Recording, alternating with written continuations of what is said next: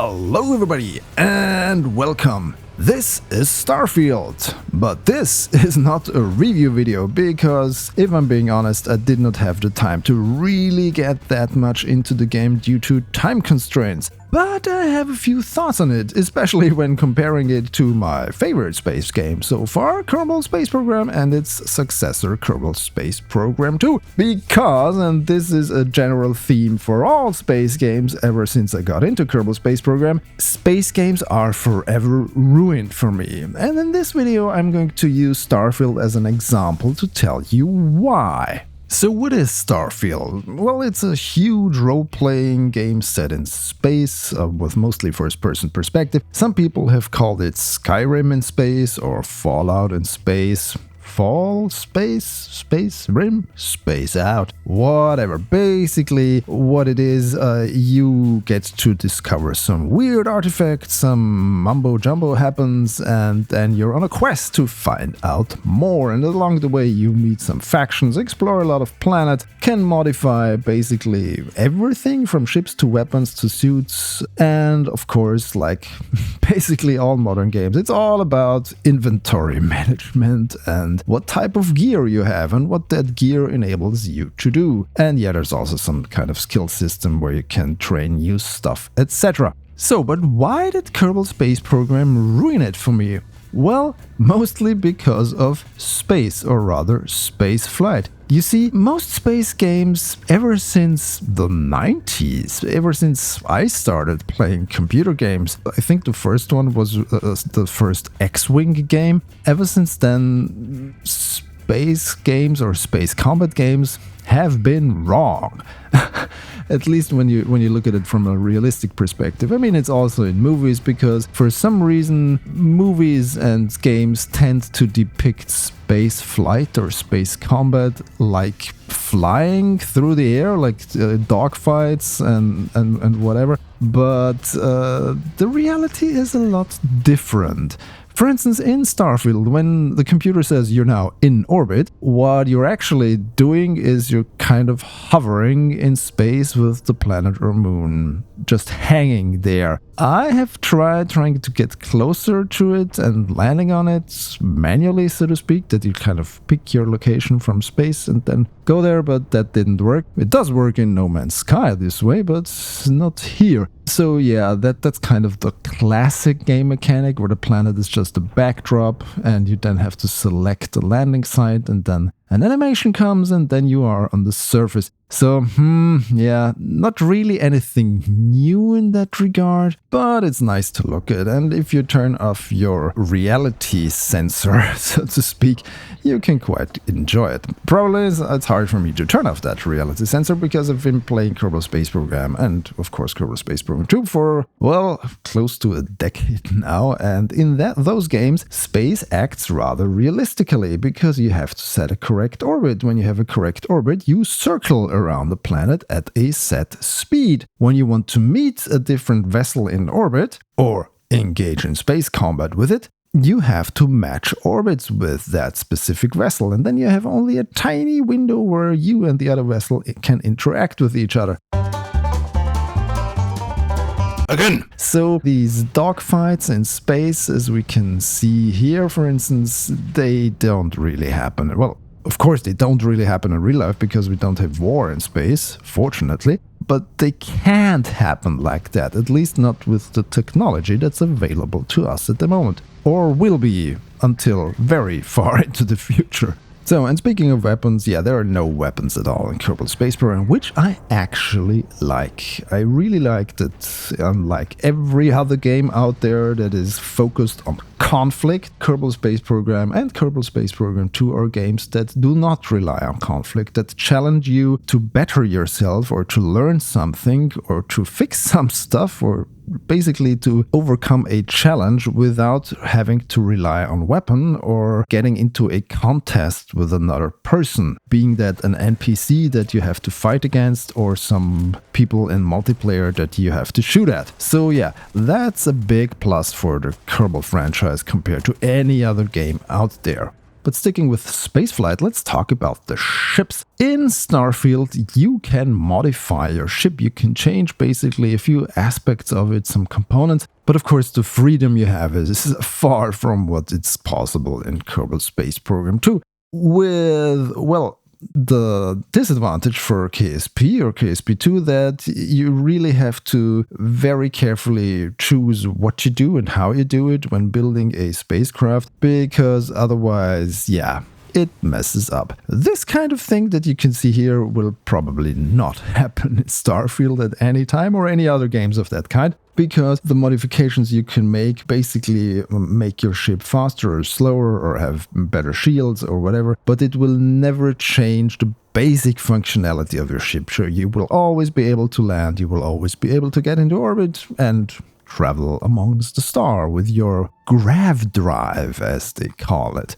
So the Interstellar Travel component, something that will be included in KSP2 in the future, whenever that's going to be. Unfortunately, we don't have a timeline yet. Basically, what they do in Starfield is it appears that they fold space, because there's this animation where there's a light in the middle and something, whatever. It looks like they fold space, or some imagination of how folding space might look like.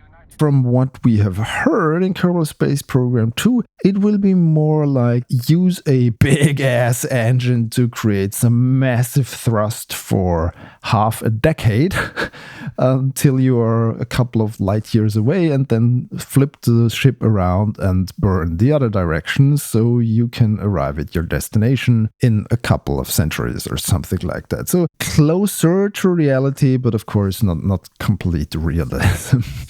But we will see how that will be once the Kerbal Space Program Interstellar expansion, well, this expansion feature actually that they promised, will be in the game. But of course, in games like Starfield, these distances that you travel, they're basically just a step you have to take to progress in the story, because that's something that Kerbal games don't have, a story. There's some lore and there's some background information and some fun Easter eggs lying around, but there isn't really a cohesive narrative tying everything together. And that's probably one of the reasons why the Kerbal games, they are more like an acquired taste, a niche game compared to Starfield or games that go into that vein. So I talked about the suits. So we can customize our suits in Kerbal Space Program. There are different types of suits and you can set different colors for lights. In Kerbal Space Program 2, you can have some different colors in general, but they don't really change any properties of the suit. That's very different from Starfield, because every suit has their different stats, their different advantages, disadvantages, and they do different things to you or with you and enable your character, for instance, to survive something and not survive the other. That's something that's a lot more fleshed out than in Kerbal Space Program. But coming back to ship design, I forgot to mention that before. I really have to stress this because this is annoying me so much. I don't know when it started, but for some reason, spacecraft designers or vehicle designers in movies and games have started to place the main engines high up on their ships, like this here in Starfield, or also like the Quinjet in the Marvel franchise. Why? Has nobody of you ever heard of physics? If you have a thing that has mass and you apply thrust to it or a force vector to it that is off axis, what do you think will happen? Will it fly straight or will it tumble around like crazy? Why did nobody stop to think that this is never going to work correctly, or only with a lot of work with, for instance, the Quinjet, with a lot of aerodynamic tweaks and mass distribution, etc., you can get away with that. But you don't have aerodynamics that can help you in space. If you thrust off axis, you will tumble around unless you fire some thrusters to cancel out that momentum, utilizing even more fuel, which is inefficient and it's stupid. And yeah, this is a pet peeve of mine for a lot of years now. That's one of the reasons why Kerbal Space Program has ruined science fiction games and movies for me, because I can't turn off that feeling. That's all wrong when I see stuff like that. Coming back to the weapon thing I talked about earlier, well, Kerbal Space Program of course does not have any ground combat, because aside from you, there are no other living things around that could attack you. There is no fauna, there is no flora, like flesh-eating plants or whatever, that can attack you. And of course there are no other sentient beings with guns that want to kill you, which I think is a good thing for the Kerbal franchise. And for Starfield or other games like that, yeah, it's the usual trope. You know, you need some conflict, you need some excitement. Oh, what can we do? We add people with guns that shoot at you. Yeah, of course, as usual. Nothing has changed for the past 30 years in game development, because God forbid we think about something that doesn't involve shooting at people. Which I really don't mind that much if it's a dedicated shooter game. I enjoyed FPS games for a long time, but I'm in my mid-40s and I don't see a lot of development in the way we design games around gameplay mechanics. There's a lot of tweaks in, oh, this weapon works like that and this weapon works like this, and in stats and the way people jump and the way people crouch, but it's all minutiae compared to the overall thing. The overall thing is aim a gun at somebody and shoot. Yeah, that was Doom, that was Quake, that's all going back 30 years now, maybe even more. So, hey, game developers, come up with something new. I know you can. There are gems out there in the indie game space, but publishers, come on, give those different game design choices a chance and don't rely on Old Faithful. Yeah, just because it has always been like that doesn't mean it has to be like that in the future.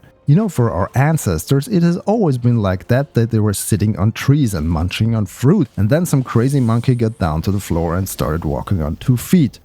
Maybe think about that when you choose which game to publish in the future. Finally, let's talk a little bit about exploration. So far, I've only visited a very, very limited set of worlds in Starfield, and I am now on Mars, which is kind of exciting, but also kind of not, because, yeah, we've seen Mars a lot nowadays in movies and sci-fi games and whatnot.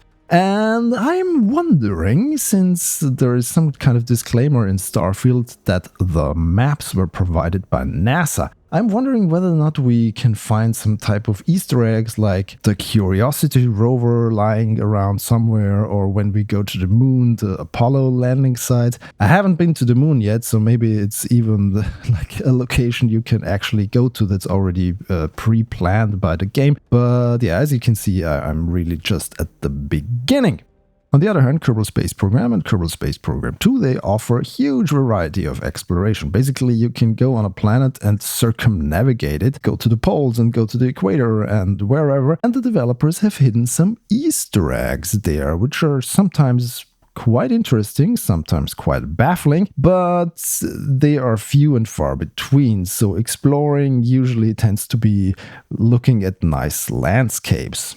Maybe that will change in the future for KSP2 once the science update is there, or the Interstellar update and the colony update. So basically 3/4 of the game that hasn't been released yet.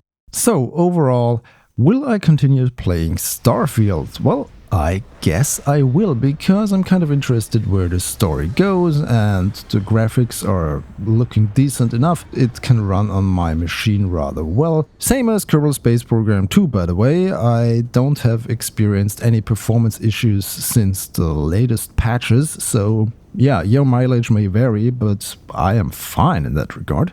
Let's see where Starfield takes me and where I can learn something about these weird artifacts that it's all about. Yeah, it's the usual MacGuffin chase for the main quest. And I've already got like a plethora of side quests, which are called activities in Starfield, that I could do, and that would probably already take me 2 weekends to complete, and that's just the beginning of the game. So yeah, I think there's enough content to keep me occupied for a while should I get bored with KSP and KSP2. But there's also a lot to do there and try out, and new ships to create and new ships to fly, so we'll see what happens. Anyway, that's my first few impressions with Starfield and a small comparison to Kerbal Space Program 2 where applicable. Full disclosure here, the game was provided to me by Bethesda, so I did not buy it on Steam, but they did not tie it to any conditions that I should do a review for it or any pointers they wanted me to say. They just said, hey, here's a code, try it out. And I said, cool, why not? So that's it. Alright, I hope you enjoyed this little comparison and I hope I see you in the next one. If you enjoyed this video, please subscribe to my channel for more and follow me on my social thingies. The links are in the description. Thanks for watching. Goodbye.